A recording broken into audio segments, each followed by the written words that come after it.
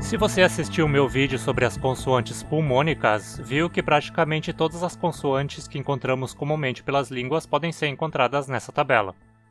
Fora isso, já apresentei também casos de articulação dupla, quando pronunciamos duas consoantes ao mesmo tempo, africadas, que são uma mistura de oclusivas e fricativas, e casos de coarticulações ou articulações secundárias, que incluem nasalização, palatalização e velarização.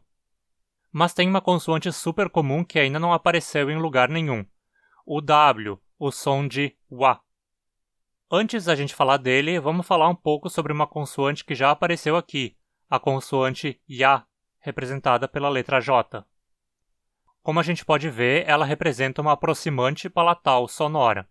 Ou seja, para pronunciá-la, a gente aproxima o dorso da língua do palato duro e vibra as pregas vocais. Ya, ya, ya. Esse som é praticamente idêntico ao da vogal I, certo? A principal diferença é que ya funciona como uma consoante, não ocupando o centro de uma sílaba como uma vogal. Vou falar mais disso num vídeo futuro onde focarei no que é uma sílaba. Se sobrepusermos a cartilha das vogais sobre esse esquema do trato vocal, vemos que a vogal I se localiza no ponto que representa o palato duro, onde pronunciamos o ya e demais consoantes palatais. Agora observe que a vogal U está aqui onde pronunciamos as consoantes velares.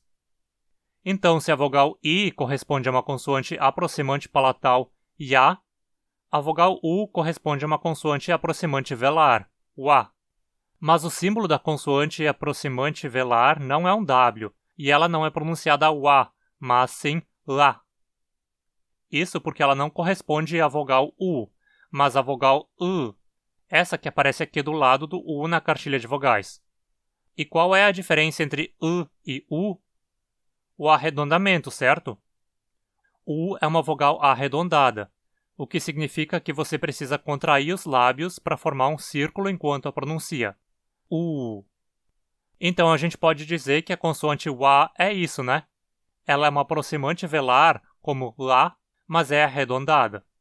Mas enquanto em vogais chamamos esse fenômeno de contrair os lábios num círculo de arredondamento, em consoantes isso costuma ser chamado de labialização. A gente pode definir labialização como a contração dos lábios para formar um círculo durante a pronúncia de uma consoante. Vamos tomar como exemplo a consoante oclusiva velar surda, K. Para pronunciá-la, tocamos o dorso da língua no palato mole, bloqueando completamente a passagem de ar, e liberamos o ar subitamente. E não vibramos as pregas vocais, claro.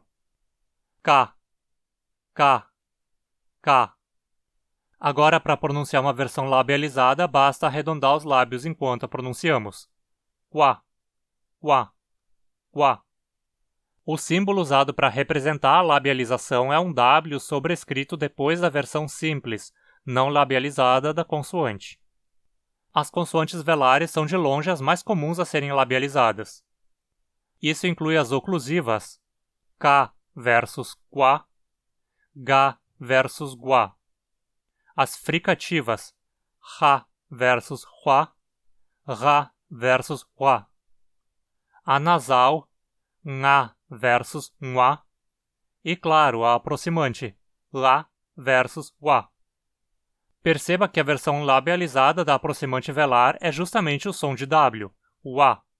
Essa é a consoante labializada mais comum do mundo, tão comum que ela possui um símbolo próprio para ela, que é justamente o W. Depois das consoantes velares, as uvulares são as mais frequentemente labializadas. Como exemplos de contraste entre uvulares simples e labializadas, a gente pode mencionar Ka versus Qua, Ha versus Hua e Ra versus Hua. Quando uma consoante que não envolve o dorso da língua é labializada, ela geralmente é velarizada ao mesmo tempo, de forma que ela se torna lábio-velarizada. Veja, por exemplo, uma consoante como da, da, da.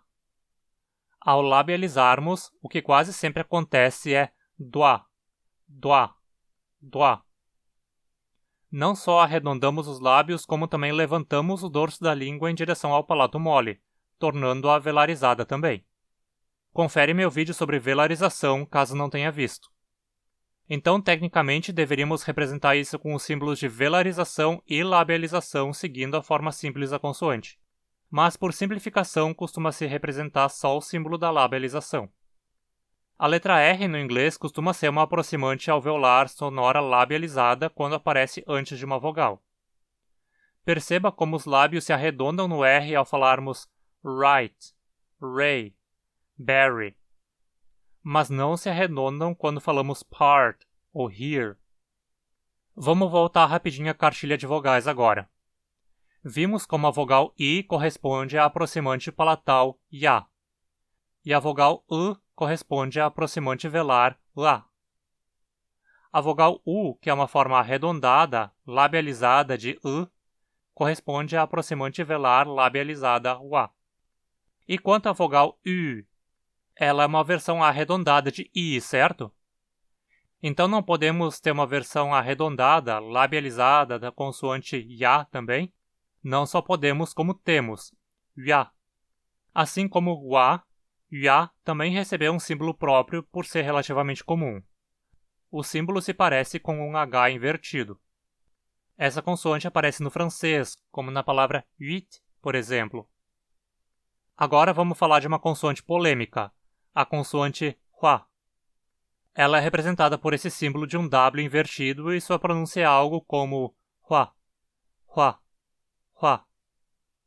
Frequentemente, essa consoante é descrita como uma consoante velar labializada surda. Seria, então, a contraparte surda de wa, que é uma aproximante velar labializada sonora.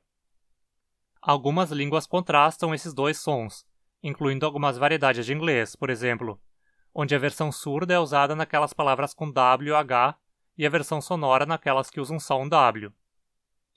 Isso leva a contrastes entre, por exemplo, which e which, which. Mas nem todos concordam que a gente pode considerar isso uma aproximante surda, porque aproximantes surdas são raríssimas ou talvez até inexistentes.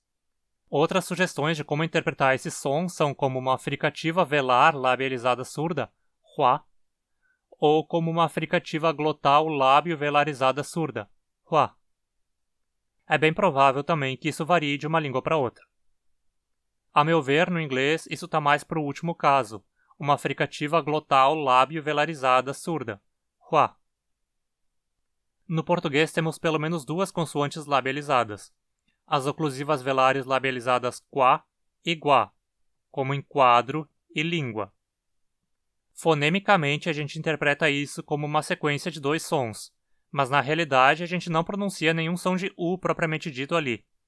Esse som é totalmente parte da consoante. Preste atenção ao falar quadro. Você já começa com os lábios arredondados e a transição é direta para um A. Qua, qua, qua. Não falamos realmente um U ali no meio. Nós temos também uma aproximante velar labializada, mas ela é praticamente restrita a algumas expressões, como Y e ué. Você gosta dos vídeos de fonética e fonologia aqui do canal? Que tal um apoio para me ajudar a produzir conteúdo? Você pode doar qualquer valor que quiser via Pix ou PayPal. Qualquer realzinho já é importante. Outras formas de contribuir com esse canal é ajudando-o a crescer deixando sua curtida, se inscrevendo, ativando as notificações, comentando e compartilhando. E me segue também no Instagram. Obrigado por ter ficado até aqui. Até mais!